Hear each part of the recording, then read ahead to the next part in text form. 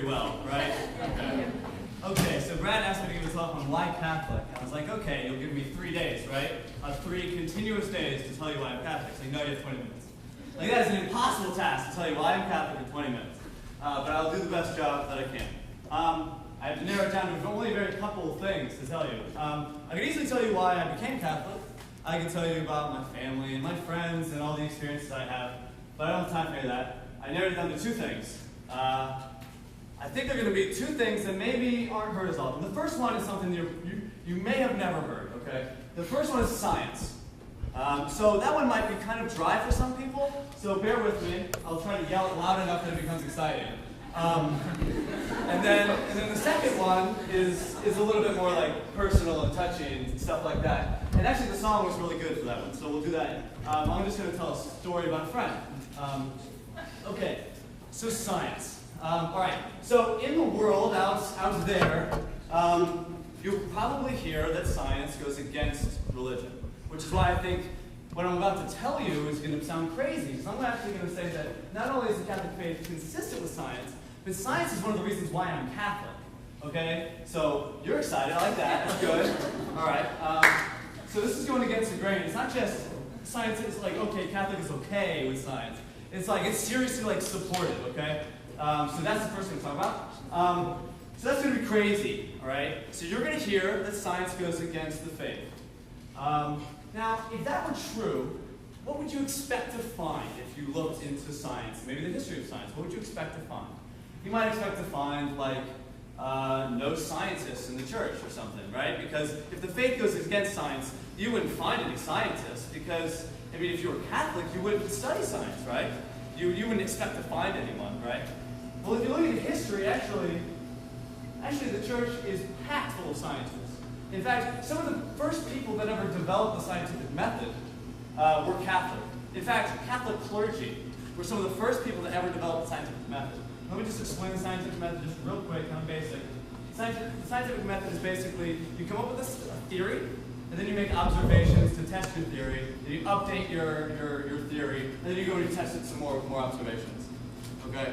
We'll talk about that more. So, the church is full of scientists. In fact, I wrote a couple of down because it's kind of exciting to think about. So, Gregor Mendel, the father of genetics, was a Catholic monk. Have you ever heard of the Big Bang Theory? Yes. Yeah. So, Einstein didn't believe in the Big Bang Theory. Einstein was wrong. You know who proved him right? You know who proved Einstein wrong?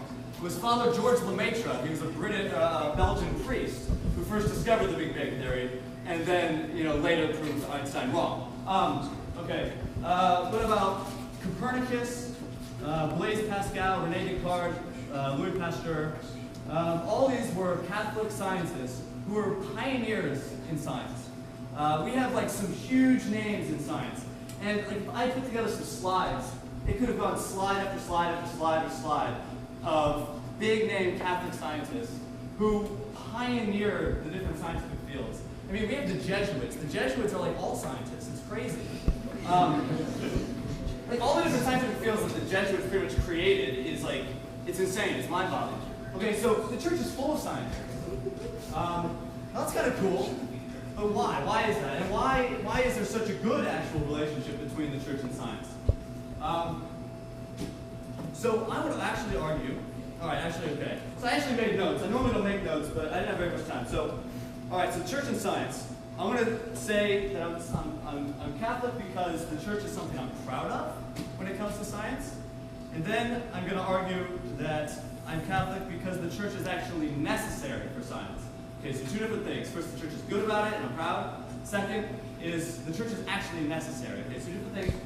The first one, why am I proud? The first of all the scientists. But I'm proud because the church laid the foundation for science. The church laid the foundation for science because it always had a continual emphasis on education. So in Western Europe, the church was responsible for educating the whole continent. The church always emphasized education. The church mandated that monasteries and cathedrals opened up schools so that they could educate everyone. The church always demanded that we use our reason to be able to understand our faith. So education was always critical. Education was critical to the development of virtue. The church always taught that education was central. I mean, that's why we have schools. that we're sitting in right now. So the church always builds them. Like, that's pretty much our job, is we go around the world and we build schools and hospitals. I mean, that's pretty much what the church does. I have a friend in my PhD program. She's from Nepal. And so in Nepal, there's like no Christians in Nepal. And she was educated at a Jesuit high school. Because that's what we do. That's all we do is we go around the world and build schools. Okay? And we don't just build like grade schools and high schools. We build universities. We don't just build universities as if someone else had universities and we're like, hey, let's go build some universities too. We actually invented universities. So the whole university system that we appreciate today was developed in Western Europe on mandate from the Catholic Church. And the kings and princes would want to shut down the universities because they felt threatened by them. But the popes would directly support them and defend them. So pretty much we have universities because of the Catholic Church. Another thing that's necessary for science is the peer review process. And that's what I'm basically talking about there is when you develop a theory and you want to prove it, you have to get other scientists to look at it and you need to convince them that it's right. Peer review. Other scientists have to check your stuff. The peer review system pretty much developed in Western Europe among the universities also. There was always a tradition of people proposing new theories and then debating them among other professors, other scientists, other thinkers. And direct church sponsorship. We're the only church that has its own observatory. Like, we sponsor research. We've always sponsored science. Like, we have our own scientific universities. We have our own observatories. We've always supported science. We support it today. We fund scientific research. We're the only church that has an academy for the sciences, the Pontifical Academy of Sciences, where we gather information, learn about science, and it helps to influence the way the church operates and helps to inform the church's teachings. So the church is like integral to science. Like, we've totally been down with it from the beginning. Okay. So I'm proud of that, right? That's awesome. That's so cool. That alone would be like, well, I'm a scientist. Well, first of all, okay, so my undergrad was in science. I studied molecular biology for 5 years. And now I'm studying economic science in my PhD. So like, as a scientist, I'm like, okay, that's sweet. Like, my church is awesome about science. Like, I'm totally down with being Catholic now because I'm a scientist and I love it. But it's not just that. It's not just that we're cool about it. It's that it's actually necessary, okay? So I'm going to actually argue that Christianity is necessary for science. Okay, that's what? No way. Okay. Okay, so this is, like I said, it's a little dry. I hope you're okay with this. It's not always dry, but all right. So the church is necessary for science. This is going to get a little bit into like comparative religion. Okay. So first, we need to do a thought experiment. Today, we've all been educated in a world where science is known. We've all been educated to know that the natural world follows laws and we can understand the natural world. Like if I drop this pen, it's going to fall. And I know it falls because of gravity. I know there's a law of gravity that applies to everything, so that's why I know my pen falls. Does that make sense? So we can understand the universe, right? And we all know that. That's kind of like in the back of our minds. We already know that that's true. But that's not always been true. Before science, people didn't always know that the world worked rationally. They didn't always know that you could understand how the world worked. Like, there was always tons of theories about how does the world work, why does the pen fall to the ground. Like, Aristotle thought the pen fell to the ground because the pen loved the ground and it wanted to be with it.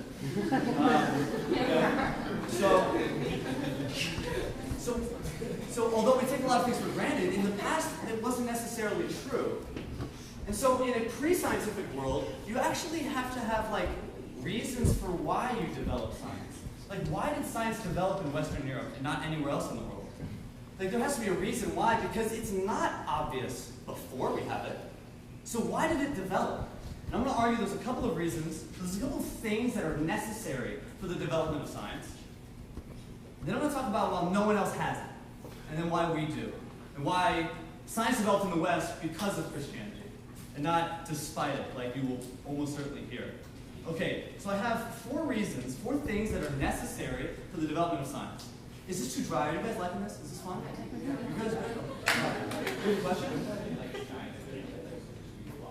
Perfect. All right, good. Okay, let me make a good distinction. So when I'm talking about science, I'm talking about the scientific method. The idea that I develop a theory, Then I use observation to test my theory, update the theory, and then continue down this process, okay? There were a lot of ancient civilizations that were really advanced technologically. Like the ancient Romans, they built aqueducts and incredible things, right? The ancient Chinese had incredible inventions, right? They were incredibly developed and advanced societies, but they never had a scientific method. They never had science. That's why when we developed science in the West, it like took off. And that's why we came to rule the world, even though for like thousands of years, the Chinese were absolutely dominant in terms of culture, technology, societal advancement. I mean, it tipped the scales because we came up with a way of thinking that frickin' rocks the place, right? Okay? So that's a very important distinction. And actually, I'm glad you brought that up. So let's just be clear about this real quick. In the year 1000 in Western Europe, Europe was like an absolute backwater, okay? At the same time, and for thousands of years before that, China was the absolute peak of human society. Like, way more developed in terms of its social structure, of its governance, of its technology. Just almost in any way you can measure a society, it was more advanced, okay? And yeah, we did, all right? So we developed science, all right? We as in like, I'm considering myself Western. So what do we need to develop science, all right? We need to think that the world is reasonable. Now that seems obvious to us. Of course the world is reasonable, right? I mean, we all know how things work, but it's not obvious. You have to actually think that the world is reasonable. You have to think that maybe it's governed by laws that you can discover and you can figure out, that things make sense. You have to actually expect that of the natural world. You have to think that humans, this is the second one, you have to think that humans are then capable of understanding the universe. So not only is it governed by things that are understandable, but that we can actually do it, that we can understand it. You have to have a reason to look. You have to have a reason to look at nature and be like, I want to figure out how this works. I mean, if you don't care about how it works, you're not going to look. And then lastly, you need to believe that there is truth. Like the world works a particular way. Like, I don't care what you believe, my pen falls, right? And like, so we're not relativistic when it comes to gravity. Like gravity, like it pulls my pen, well I guess I kind of threw it that time. But like my pen falls, and it's not relative. You don't have a choice. I mean, you can, but you're wrong if you don't think my pen falls. So you have to believe in truth. Okay, so let's talk about some other groups, and then we'll talk about us as Christians. So let's think about the ancient Greeks and Egyptians and Romans and stuff like that, okay? So, would they expect the world to be governed by laws? Would they expect to go out into nature and find that things work rationally, you can understand everything? Well, some of them did, but they didn't believe in the gods of the ancient Greece. Because if you believed in Zeus, then you think that a lightning bolt comes down because he threw it, right? Or if you have a thunderstorm, you think Poseidon decided to just start wrecking people. So you think that everything around you is governed by these kind of malicious gods who are kind of like people, and they're just out there to like mess with you, and like it's. So why would you expect the world to be rational, to follow laws? And the ancient Greeks had excellent philosophers, but most of those philosophers didn't believe in the Greek gods. They came up with their own theories of gods because they were, I guess, more intelligent than believing in the Zeus and the lightning bolt, right? Okay, but so you wouldn't expect science to develop in the ancient world. Okay, also, they didn't have like strict, absolute moral laws. Their gods were not lawgivers, weren't moral lawgivers per se. And so they didn't necessarily have the same idea of absolute truth that we have as Christians. So there's several things holding them back. They don't necessarily have a reason to think that the universe is rational, and they don't necessarily, they don't have this underpinning of like believing in an absolute moral, in this context, truth. Okay, so you wouldn't expect to find it there, and you don't. Now, you have excellent philosophers who came up with excellent things, right? So, Aristotle, Plato, I mean, really great thinkers for their day. So it's not that they were dumb, right? But they didn't develop science. And actually, they kind of held it back. Like Plato thought, well, a lot of the Greek philosophers thought that everything in the world had to operate by like perfect shapes because it had to be. I'm not gonna go to that. I'm sorry. They held it back. Just trust me, all the time. Okay, let's go to the east. Sorry. In the east, so like let's say Hinduism, for example. Hinduism, they believe that humans are like souls trapped in bodies, right? So the material world is evil, and the goal of the spiritual life is to help your soul to escape from the repetition of constantly being burdened with rebirth in the material world. The material world is bad, right? It's like the Gnostics in the early church. You know who those are, I'm not going to explain. If you think that matter is evil, why are you going to try to figure out how it works? Your whole spiritual goal is to escape it. Why are you going to try to figure out how it works? Once again, they had many gods, just like the Greeks. So they don't have necessarily like this grand vision of everything working coherently in the same way that we do, as having one creator God. I was on the Oval, which is the main kind of central area on campus at Ohio State, and this Buddhist monk or Hindu monk comes up to me, and I think I went up to him. It's like, he's a very nice guy. I'm not bashing him. He's a really good guy, you know, and spiritually, you know, like good, you know, or whatever. So he comes up to me, he's like, I want to give you. I can't. He was actually American, so I shouldn't give him an accent. So he's like, I want to give you this book on yoga. And I'm like, oh well, yeah, that's cool. Stretching's good. He's like, you can come to know God. Like, oh, cool. Like, great. You know, God, I like that. He's like, it's just like science. It's just like science. You read the book, and it tells you what God is like, and then you go out and you test it, and you find God, and then you proved it. You know, so it's just like science. I was like, it's not like science at all. And your religion was around for like 2,000 years longer than ours, and you never developed science. So I was like, okay, great. I find it interesting. A lot of people latch onto science nowadays, and yet it was the West that developed it. Anyways, let's talk about science. Okay. What about Buddhism, Taoism? This is into China. Relativistic, no binding, necessary moral law. And this is the big one, no God. So Buddhism, traditionally, Taoism certainly, doesn't have a personal creator God. Not having a creator God that is rational and reasonable, that creates the universe, doesn't give you a reason to think that the universe is reasonable itself. And I was reading up on this issue. A lot of ink has been spilled on why science didn't develop in China, because China was so much more advanced than most of the world. And a lot of thinkers, even atheist thinkers who begrudgingly admit this fact, it's because the religion didn't give them the impetus to. Even for those who thought that maybe the universe worked in a reasonable way, they didn't necessarily think that humans were wise enough, intellectually gifted enough to figure it out. And that's if they thought that the universe worked in a reasonable, rational way. If I had made some slides, I would have put up a quote. I didn't, sorry. But there's this really sweet quote. And I forget it, so let's move on. When I started saying that, I thought I'd remember it. Okay.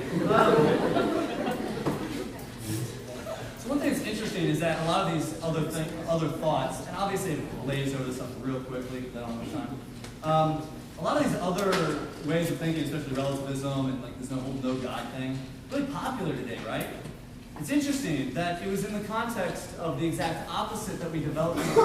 And so I like to kind of wonder if in our society today, so in the West, right, so we don't believe, no one believes in God, and everyone's relativistic.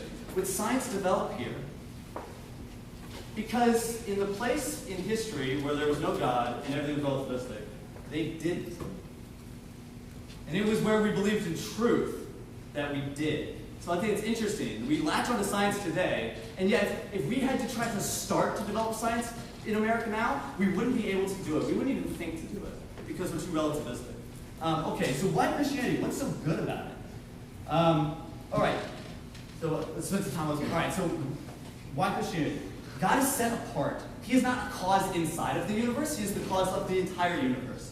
So whereas the Greek gods like fill gaps in our knowledge of the universe, and you'll get told that, you're like, well, God just exists because people had to try to figure out how the world works, okay? But Yahweh isn't here to try to tell us how lightning bolts come down from the sky. Like, Yahweh created the world and set it into motion. He set it to a particular order. we don't expect to find like a white bearded man on the other side of a lightning bolt. We expect to find order and reason in the universe because of our God. So like when scientists say like, oh, we've disproved God because we've explained this, that, and the other, they don't understand what they're talking about. Because when we talk about God, we're talking about the creator of all. We talk about the God who is the reason for why there is something rather than nothing. He's not like one cause among many. He's the continual cause of everything. Okay? So our God is perfectly consistent with science. The idea that when we look into the world, it's going to be reasonable and rational. Okay? So what are my four things? My first thing is think the world is reasonable. Okay, well, I just said that, okay? Let me just pull one quote from Scripture that a lot of the early scientists love to quote. It's from Wisdom. It's a tiny little snippet. I don't have time to read all kinds of chapters and stuff. It says, but you, all right, so this is speaking to God. But you have disposed everything according to measure and number and weight. That might not sound as exciting as it is to me, but basically what this is saying is that what God has created, we can understand through measurement. We can understand through numbers. Like science is all about math. It's all about like trying to figure out how things work and creating these physical equations to describe how the universe works. And the Bible totally predicted that. What's up? Okay. All right. So, second thing, what did I say? We have to think that humans are going to be able to understand those laws. Right? So not only the universe is reasonable, but we're capable of understanding it, right? Okay. What do we have that gives us that? So we think that we have this creator God who's created everything that's reasonable and rational, and yet what are we? We are his creation, made in his image. Like, he gives us reason. Like, not only would we then expect to be able to understand creation, but it was almost like we would want to exercise what he has given us, this reason, to learn about his creation. Like, we're totally capable of doing this. We're capable of things that, like, today we don't even understand because we're made in God's image. God made all this reasonably, and we share in that reason. We can figure this out. Like, that's so cool. Okay, then what's the next one? The next one is we have to have a reason to look. We have to have a reason to look. Why are we even looking? But it's because we don't think that matter is evil. Matter is good. God created it. What God makes is good. In the early church, there was this group called Gnostics. I mentioned them earlier. They believed that matter was bad. They came up with this really crazy later version of Jesus, and Jesus was just all about like trying to get them out of their bodies. And the early church was like, no way, man! Like Jesus incarnated into flesh. Like matter is good. Like he created it. It's like theology of the body stuff, you know? Like, we have a reason to look because it is good to look. We have a reason to look because we were created with the ability to look. And if we look, we learn about our Creator. We learn about ourselves. This makes sense. Like, why not look? Gosh dang it, we should look. God, be a scientist, man. Come on. Okay. All right. Finally, there is truth. So we actually have to be confident that if we discover something, we're willing to tell people that think that is wrong, that they're wrong. Like if like gravity maybe, you know. You're not too afraid to say that gravity isn't real. You're not going to have science. But we believe in truth. And in fact, it was our desire to discover truth that set this whole thing in motion. Because we had the scriptures, and we wanted to understand them. We wanted to really understand them. We wanted to apply our reason to them. And so we started like getting really rigorous thinkers in there, like Thomas Aquinas, like, okay, well, in the Dominican parish, Thomas Aquinas was like a total like brain boss, like he was like a brilliant guy, okay? So like they thought that they had to figure things out. And so they started applying rigorous thought, reason, and logic to try to understand our faith, to try to understand how the world worked. That's where it all came from. Okay. So that's it. That's why science. Hope you enjoyed that. I oftentimes don't know what I want to say next, so I can often build up to something and then realize that that's just over. So sorry. My pen is broken.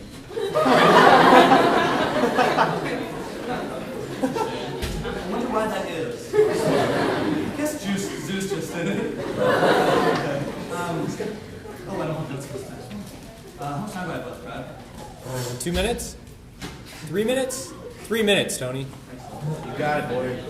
All right, second half of talk. All right, so when I was trying to figure out what to say, I thought, okay, science would be good. That's a big one for me. The next thing, real quick on science. I could talk forever about like physics and like the grand unified theory of physics, which I think is like going to be the death blow to atheism. If you want to know about that, come talk to me afterwards. We can't talk about it now. Okay. So the other thing I want to talk about is beauty. Okay. Like I'm Catholic because it is beautiful. It's beautiful to be Catholic. And I wish I had time to talk about theology of the body, because that's like probably my favorite example of why it's beautiful, but that would take a year. So, JP, you what? 12 years or something like that to talk it all out? Alright. He's much smarter than I am. Alright, so I decided to illustrate beauty with a story. This is just the best way I can think to do it in the limited time that I have. This came to me this week, because on Friday I got a letter from a friend. So I'm going to tell you a story about a friend of mine.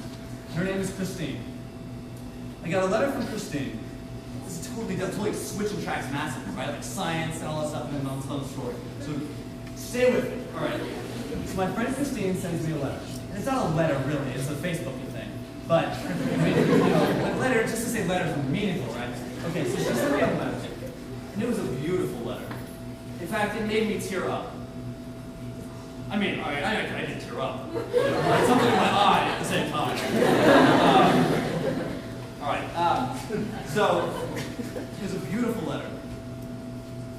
Basically, my friend Christine was thanking me. She was thanking me for having been a good influence in her life, for having been there for her. I had kind of given her spiritual advice for a couple of years. When I met her when I was going on a retreat with the Newman Center at Ohio State. And this is the first retreat I ever went on. This is the first time I ever socialized with Catholic people. But I was maybe a little bit farther along in my faith because I'd been a Protestant before, and then I'd been kind of a closet Catholic for a while. And I befriended her pretty quickly. And she was really pretty. I kind of wanted to take her on some dates. It didn't end up working out, but we became really good friends. So Christine and I became really good friends. And Christine was coming from a very different background than I was. She was coming into it from a very different place. Christine was in a really dark place. Now, in the eyes of the world, she had everything. She was beautiful. She was totally incredibly successful at her degree program. She couldn't fight the guys off. Always had boyfriends. So in the world, she was just the best. All right. But inside, she was buried. Inside was darkness. And she went on this retreat in hopes of maybe finding something. She'd never really been close to her faith, really hoping that maybe she would find something. After the retreat, she made lots of friends. So it's not just me, but she made a lot of friends, including myself, and started to try to learn about her faith. And I, give her advice and help her along spiritually. She was very eager to learn about the faith. But it was a long, hard fight. It was a long, hard fight to try to stop dating the guys that she had dated that didn't treat her well. It was a long, hard fight to stay away from the social scene that she'd been in, kind of the college party scene. It was a long, hard fight. So she sent me this letter this week, and she was thanking me. And she sent me a letter, because she couldn't thank me in person, because she lives in Zambia and works at an orphanage with a group of Dominican sisters. And she was telling me about the joy that she had from living with this community of Dominican sisters and taking care of these orphans and how it was transforming her life. She wrote me this letter with this outrageous joy because she had met the man of her dreams in Zambia. And she's like, I met him. I didn't even think it was possible to meet a man that would love me, that would actually love me for me. She didn't think it was possible. And she met him. And I was just totally upset.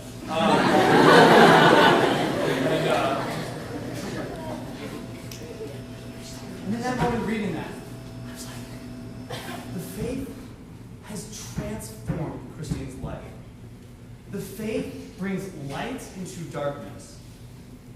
The faith brings joy into pain. The faith brings life into death. This girl was lost.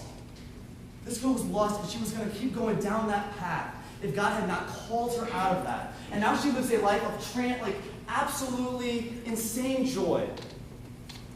Everything in her life, she's just like overflowing with joy, even though she's living in abject poverty in Zambia.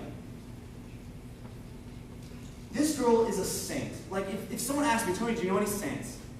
Tony, is there one person that you think is a saint? It is Christine. Like, she has blown way past me spiritually. Like, I did not deserve a thank you letter. I was like, what? I don't even know who God is compared to Christine. And although she's overflowing with joy and peace and closeness with God like no one I've ever met, like, she would be willing to die at a moment's notice for the faith, to die at a moment's notice for love, to die at a moment's notice to just share the gospel even with her enemies, like Christ did on the cross.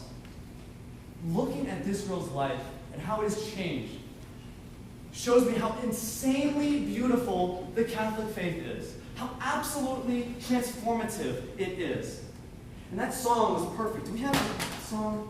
Yeah, just go back. Back? Here. Like, this struck me when we were singing. You called and you shouted into my deafness. Like, I'm alive again. Like, God called into her life, and now she is alive. She is truly alive. Maybe for the first time in her life, she is alive. Maybe for the first time in her life, she is free. Imagine the freedom it takes to do what she's doing. And so, why be Catholic? I challenge you to ask yourself that question. Seriously, ask yourself that question. Two things that jump to my mind when I answer it is because of faith and reason, which I talked about in science, and because of love and beauty and the transforming power of grace that God offers us. So those are my reasons. What are your reasons?